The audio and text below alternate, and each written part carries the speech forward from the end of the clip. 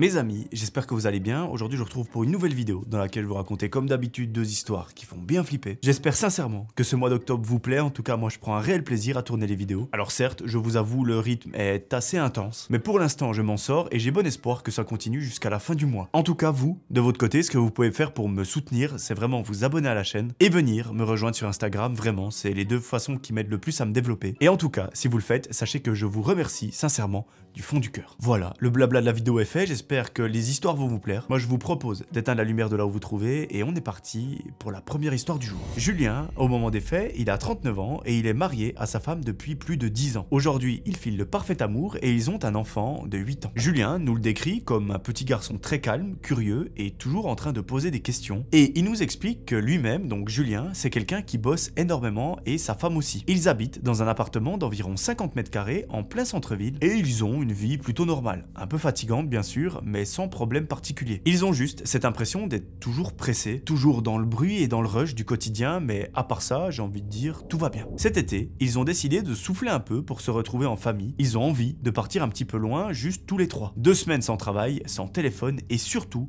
sans obligation. Et pour ça, Julien, il veut un endroit qui est très tranquille. Lui, il ne veut pas la mer, la montagne ou un hôtel, mais juste une petite maison sympa où se poser et surtout où ils peuvent laisser leur fils jouer dehors sans penser à rien. Du coup, il cherche pendant plusieurs jours sur internet et à un moment, il tombe sur une annonce qui lui plaît tout de suite. Il s'agit d'une grande maison en pierre avec une piscine et un grand jardin. Ça a l'air d'être dans un coin très calme et c'est parfait pour se reposer en famille. Sur les photos, tout a l'air très propre, lumineux et surtout très neuf. Du coup, il réserve sans réfléchir en étant convaincu que ça va être leurs meilleures vacances depuis très longtemps. L'histoire reprend quelques semaines plus tard lorsque la famille arrive dans cette petite maison qu'ils ont louée. Quand ils arrivent, la route est complètement déserte, le ciel est bleu et la maison apparaît dans un petit coin de terre. Julien nous dit vraiment qu'elle est encore plus belle que sur les photos et quand il la voit, il y a un petit moment de silence et il a juste un sourire un petit peu bête sur le visage parce qu'il se sent juste trop bien. Enfin bref, pas le temps d'attendre, la petite famille décharge la voiture et ils entrent dans la maison. Leur fils est grave heureux, du coup lui, il court dans le jardin pendant que ses parents, eh bien, ils sont en train de déballer les affaires parce qu'après tout, dans cette maison, ils vont rester quand même quelques semaines. À l'intérieur, tout est impeccable et tout est très propre. C'est limite comme si personne n'avait vraiment vécu ici. Genre, il n'y a pas de traces de vie, pas une photo, pas un livre. Enfin bref, il n'y a rien de personnel. Julien, au début, il trouve ça un petit peu étrange. Mais bon, après tout, c'est une maison de location, donc il se dit que c'est normal. Le premier soir, il mange dehors, sur la terrasse, et c'est hyper agréable. Parce que vous savez, il y a ce bruit typique des vacances en été, c'est les grillons ou les cigales, je ne sais pas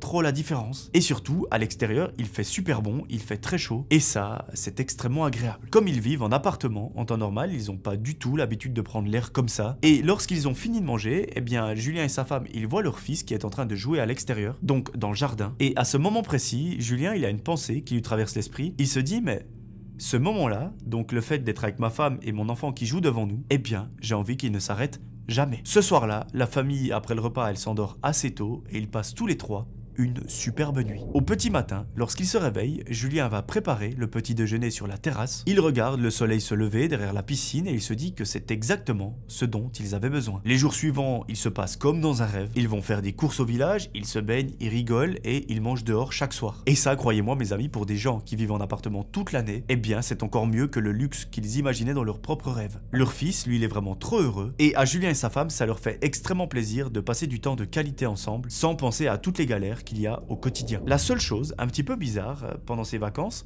c'est cette fameuse porte qui se trouve en haut des escaliers et qui est fermée à clé. Sur le site internet, il était écrit que c'était une réserve privée, un petit espace pour le propriétaire, donc rien d'accessible pour les locataires. Julien n'a pas insisté et pour le coup, il n'en a même pas parlé à sa propre femme. Mais quand même, ça l'intrigue qu'il y ait une pièce juste au-dessus d'eux, donc il garde cette information dans un petit coin de sa tête. Bref, hormis ce petit détail, tout se passe très bien, la maison est calme, même trop calme, mais Julien, il aime ce silence parce que ça lui permet de se vider la tête et de se reposer.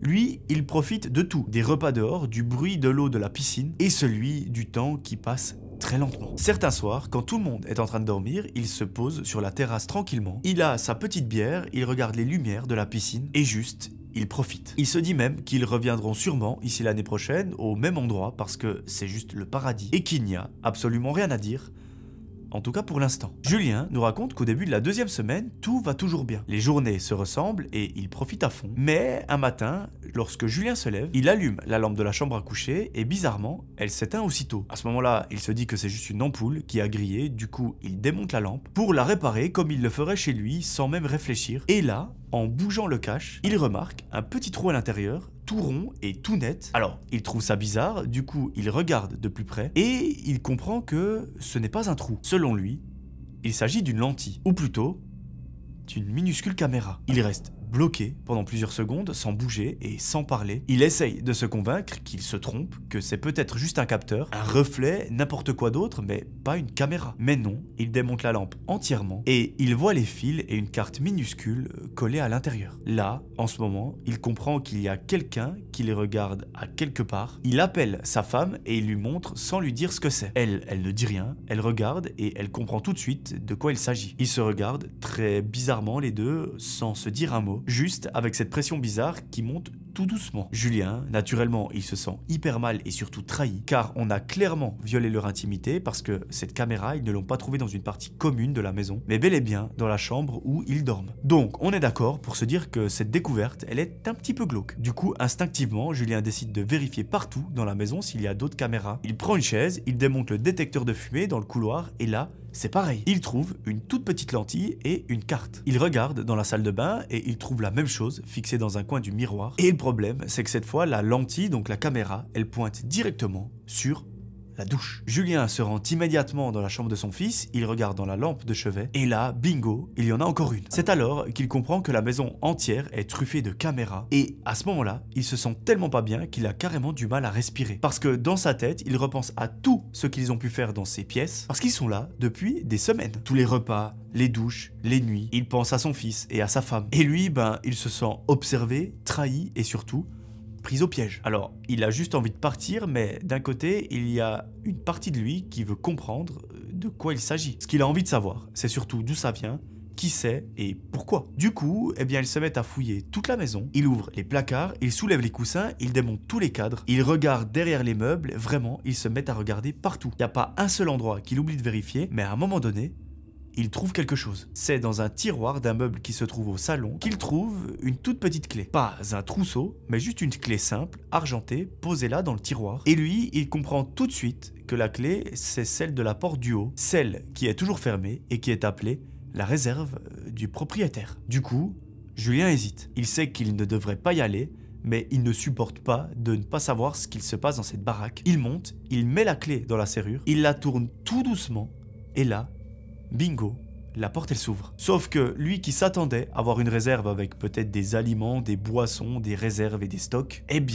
c'est un tout autre spectacle qu'il a devant les yeux. C'est une pièce propre, rangée et très bien éclairée. Il y a juste une table, plusieurs écrans d'ordinateur, des câbles, une chaise et un ventilateur qui tourne assez doucement. Julien s'avance pour voir ça de plus près et sur un des écrans, il se voit en direct dans la pièce, debout, la tête levée en train de regarder autour de lui. En voyant ça, il nous explique qu'il a carrément des vertiges tellement il trouve ça glauque. Il fait un pas comme pour vérifier que c'est bien lui et là, sur l'écran, il se voit bouger en même temps. Là, il n'y a pas de doute possible, il est filmé en direct car la maison est truffée de caméras. Et le pire dans tout ça, c'est qu'il y a quelqu'un dans la maison qui les regarde vivre depuis le début de leurs vacances. Julien, il regarde tout autour de lui et il y a plein d'objets.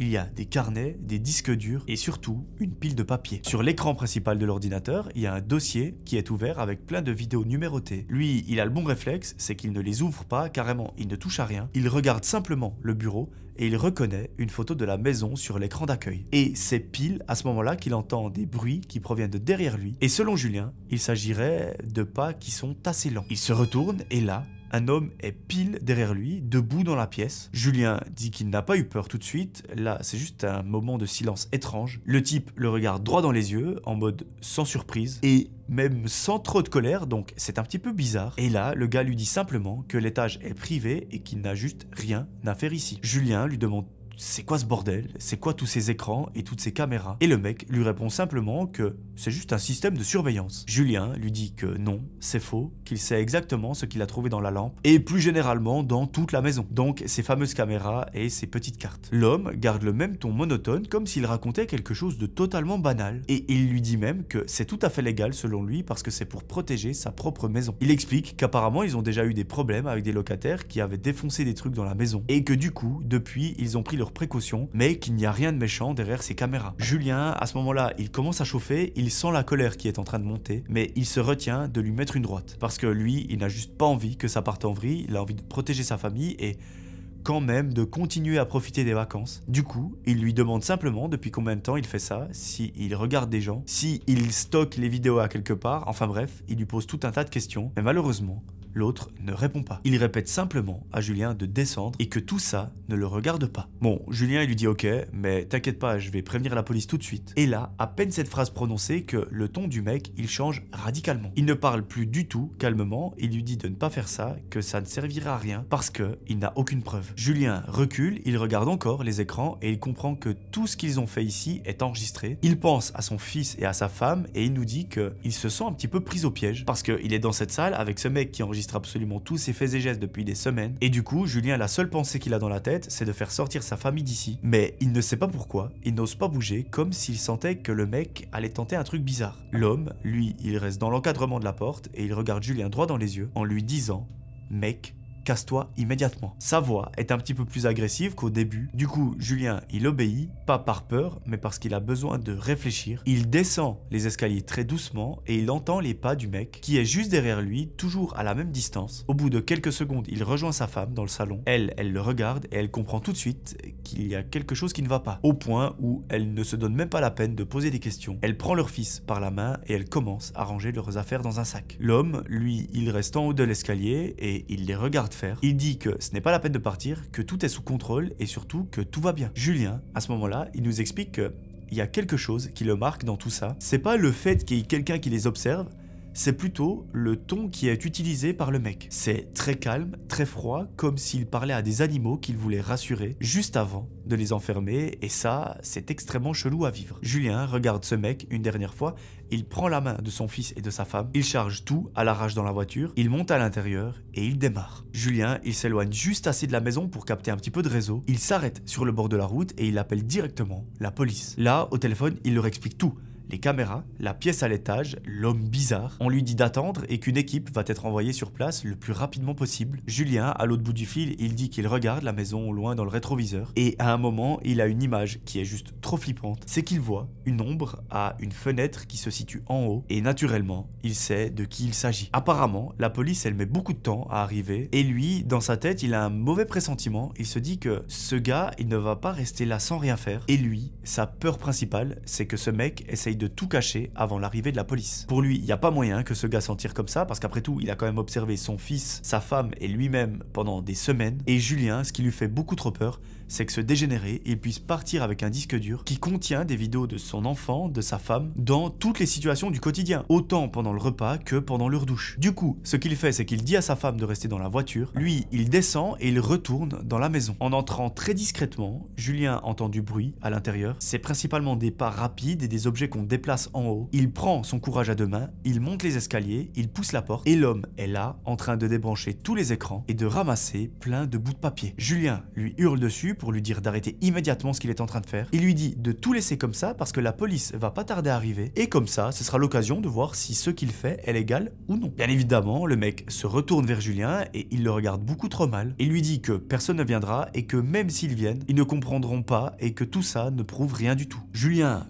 il s'avance vers le mec, il veut l'empêcher de tout débrancher, mais l'homme s'approche aussi, du coup, eh bien, ils font un tête-à-tête. Julien essaye de pousser le gars, sauf que ce mec, il essaye de le frapper, et il arrive à lui mettre un coup très sec dans le torse. C'est pas très fort, mais là, ça déclenche une grosse bagarre. Julien le pousse à son tour, ils se prennent le bras, et ils tombent contre le bureau. Imaginez-vous que tous les appareils tombent, y compris les écrans. L'homme est en train de crier, et carrément, il essaye de mordre Julien au bras comme un Doberman. Mais notre ami, il arrive à se défendre. Il nous dit même qu'à ce moment-là, il sent une peur immense, il veut juste sortir de cette pièce en un seul morceau, mais l'autre, il s'accroche beaucoup trop à lui. Il tire sur sa chemise, il le gratte au visage et il essaye de tout faire pour le retenir afin qu'il ne parte pas. Julien, à un moment, ça commence à le chauffer, il le pousse de toutes ses forces, le mec tombe et il se tape contre un mur. Mais il se relève tout de suite, il court vers la porte, Julien il le bouscule, il descend les escaliers et il entend sa femme qui est en train de hurler en bas. Pendant qu'il est en train de descendre, le mec dépasse Julien et lorsque Julien arrive en bas, il voit que le gars est déjà dans le salon. Là, notre ami il voit une image qui va le terroriser. Le mec a pris son fils par le bras et il le tient contre lui comme si c'était un otage. Évidemment, le petit est en train de pleurer, il crie de douleur et le mec est en train de le tirer comme s'il voulait l'emmener à l'extérieur. Julien, il nous dit qu'à ce moment-là, il ne se passe plus rien dans sa tête. Il court sur le mec, il lui saute dessus et là, il commence à lui exploser la gueule. Le petit, il s'écarte, il roule par terre et il court vers sa mère. Bien évidemment, il y a une nouvelle bagarre qui éclate entre l'homme et Julien et notre ami, il se dit à ce moment-là, il faut absolument qu'on arrête cette bagarre parce que vous me laissez encore 5 minutes et le mec, il ne se relèvera plus jamais. Donc, il arrête, il se lève, il prend son fils dans ses bras et il hurle à sa femme de se barrer. Du coup, Julien, son fils et sa femme se mettent à courir en direction de la voiture, mais notre ami, il se retourne pendant 2 secondes, il regarde l'homme qui est au sol, il n'est pas inconscient mais très sonné, et là, il lui dit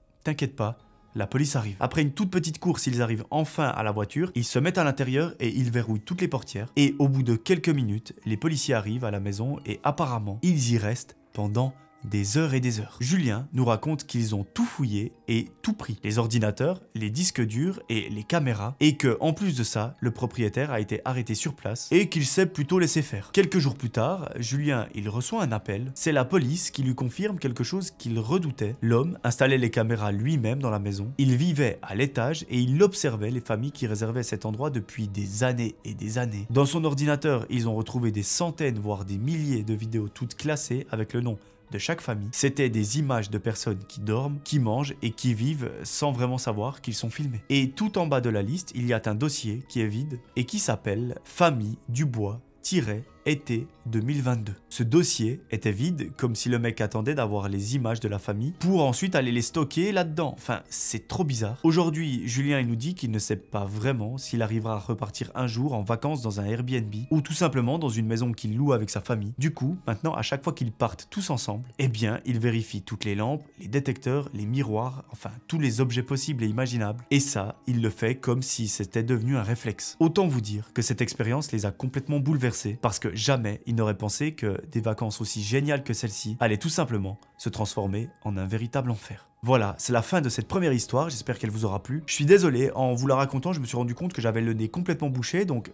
j'espère que c'est pas trop dégueulasse à entendre. En tout cas, moi je trouve que c'est terrible, enfin je m'entends et c'est juste atroce. J'espère que ça s'entendra pas trop. Pendant l'entracte, n'hésitez pas à me rejoindre sur Instagram, à me suivre, à m'envoyer un petit DM ou même une photo, et moi je vous reposterai dans ma story. Voilà, reprenez une petite boisson, un petit paquet de Maltesers, et on est parti pour la deuxième histoire. Cette deuxième histoire, mes amis, c'est celle de Maeva. Notre amie, c'est une jeune femme de 24 ans qui bosse comme vendeuse dans une grande enseigne de vêtements. Elle nous raconte que son boulot lui plaît bien, même si parfois elle a des clients insupportables, des gens qui parlent mal ou qui posent 30 questions pour finalement ne rien acheter. Mais bon, vous allez me dire, c'est les risques du métier, et puis apparemment, elle s'y est habituée. En fait, dans l'ensemble, ça lui convient plutôt bien parce que ça lui paye son loyer, et à côté de ça, elle peut faire un petit peu ce qu'elle veut vu qu'elle vit toute seule. Elle vit dans un appartement pas hyper grand, mais elle est près de tout ce dont elle a besoin. Au moment où elle nous raconte son histoire, Maeva est célibataire depuis quelques mois parce qu'elle s'est séparée de son copain après une relation assez toxique et compliquée. Ils n'habitaient pas ensemble, mais apparemment, il était souvent chez elle. Du coup, maintenant qu'ils sont séparés, elle se sent parfois très seule dans son appartement. Et ça, je peux vous dire que je la comprends très bien. Mais heureusement, elle a quelqu'un sur qui elle peut compter depuis toujours, et ce quelqu'un, ce n'est autre que sa meilleure amie. Maeva, elle la connaît depuis qu'elles sont toutes petites, et quand elle s'est séparée de son copain, sa meilleure amie a toujours été là pour elle. Elle l'a soutenue, elle lui a tenu compagnie les soirs où ça n'allait pas, et surtout, elle la faisait beaucoup sortir de son trou parce que Maeva, elle a eu tendance à s'enfermer et à ne plus vouloir voir personne après cette rupture difficile. Les deux ont une amitié hyper forte, et Maeva nous explique que sa meilleure amie, ce n'est même plus une meilleure amie, mais c'est carrément devenu une deuxième sœur. Un vendredi après-midi, Maeva nous raconte qu'elle ne se sent pas très bien, alors son premier réflexe,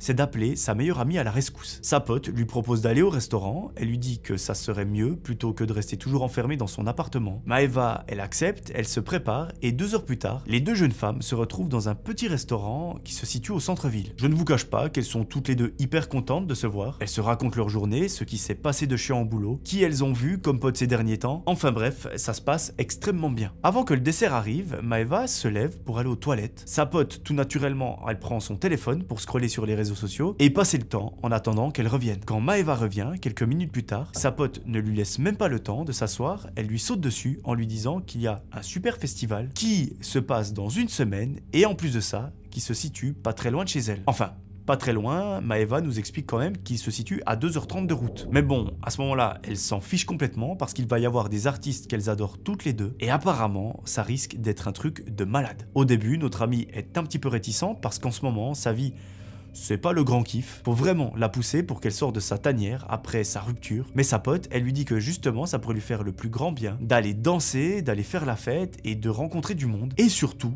de penser à autre chose qu'à son travail ou même à son ex. Au début, Maeva elle hésite un peu, elle prend le téléphone de sa pote pour regarder le nom des artistes qui seront présents. Elle la regarde et elle lui dit « Ok, c'est bon, on va y aller ». Les 2 amies sont grave excitées, elles sont hyper contentes de prévoir un week-end toutes les deux. À un moment, un serveur apporte les desserts et là, dans la tête de Maeva, c'est clair et net, il est hors de question qu'elle quitte le restaurant sans avoir pris leur place. Sa meilleure amie, elle sait très bien que Maeva, c'est quelqu'un qui peut très vite se rétracter. Du coup, c'est mort, elle veut tout de suite réserver les places, étant donné qu'elle vient de lui dire oui. Elle commence donc par réserver leurs 2 billets pour le festival et après, elle réserve le train. Maeva nous explique que ce qui est un petit peu difficile pour ce genre d'événement, c'est de trouver un hôtel. Parce que généralement, lorsqu'il y a un festival dans une ville, tous les hôtels de cette même ville, ils sont blindés et les seules chambres disponibles, elles coûtent la peau du cul. Et là, malheureusement, il ne reste pas grand chose comme hébergement, étant donné que le festival se déroule dans pas très longtemps. Du coup, les filles réservent un hôtel un petit peu miteux, qui ne paye pas trop de mine. Mais bon, vous allez me dire, pour 2 nuits, sincèrement, ça fera l'affaire. Maeva et sa pote sont hyper contentes, elles repartent du restaurant en se faisant un gros câlin et elles se disent à la semaine prochaine. À partir de là, les jours passent et les filles s'envoient de temps en temps un petit message pour préparer leur week-end. Elles se chauffent sur les groupes et artistes qu'elles veulent voir, elles parlent des tenues qu'elles vont porter, enfin bref, elles préparent absolument tout, et ce, dans les moindres détails. Pour Maeva, ça devient un vrai compte à rebours. Ça fait plus d'1 an qu'elle n'a pas pris de vraies vacances et c'est comme si elle voyait enfin une lumière au bout du tunnel. Et ça, généralement, quand on s'en rend compte,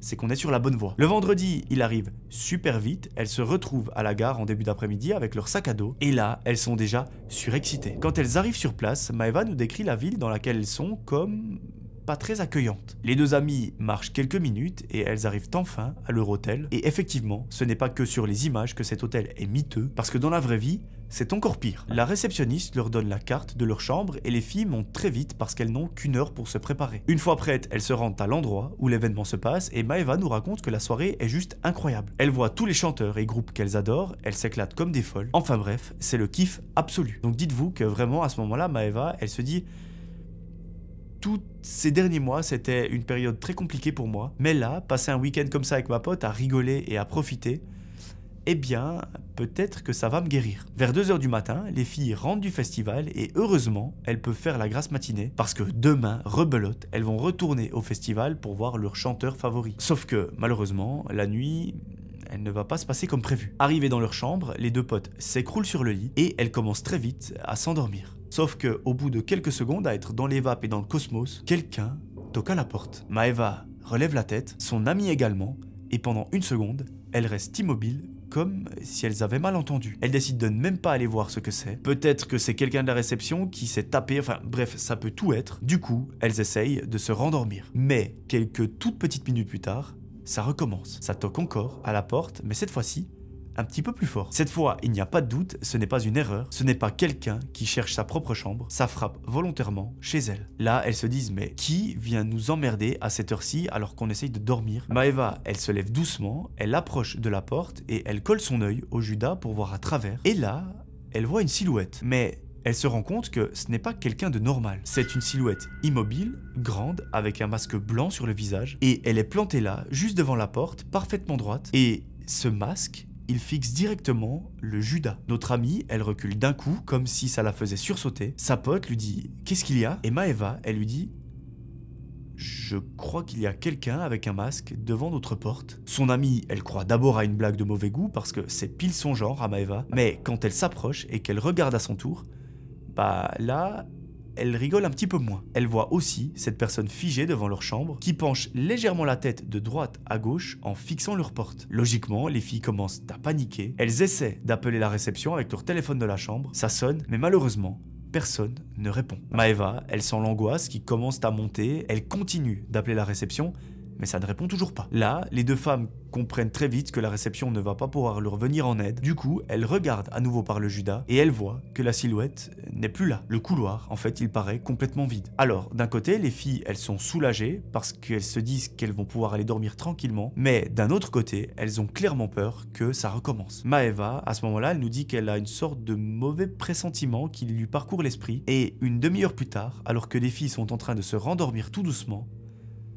ça recommence. Ça frappe à la porte, mais cette fois, les coups sont 3 fois plus violents. Maeva, elle saute du lit, elle va regarder une nouvelle fois par le Judas, et là, le type est de nouveau présent. Et il porte toujours ce foutu masque blanc. Maeva et sa pote étaient en train de s'endormir, et franchement, elles n'ont pas que ça à foutre d'aller regarder à travers leur porte. Tout ça pour voir un malade debout avec un masque. Enfin, vous me direz, elles ont d'autres choses à foutre. Du coup, comme elle est grave vénère à ce moment-là, Maeva, elle lui hurle de dégager. Au moment où il entend ça, le mec, il penche la tête légèrement à droite et il lui dit « T'as dit quoi là ?» Maeva, elle lui répète « Je t'ai dit de dégager, espèce de gros taré. » Là, la silhouette redresse la tête, fixe quelques secondes le Judas et elle s'en va lentement. Maeva et sa pote se disent qu'elles ont peut-être réussi à le faire partir en lui faisant comprendre que elles n'avaient pas du tout envie qu'on les dérange et encore moins de les emmerder. Par précaution, elles essayent quand même d'appeler la réception une énième fois. Malheureusement, personne ne répond. Elles retournent donc se coucher, sauf que 3 minutes plus tard, ça frappe encore à leur porte. Cette fois-ci, le mec ne se contente pas simplement de toquer, il bourrine carrément la porte avec ses 2 poings. La porte, elle trempe tellement que les filles pensent qu'elle va carrément lâcher, et la pote de Maeva regarde une nouvelle fois par le Judas, et cette fois-ci,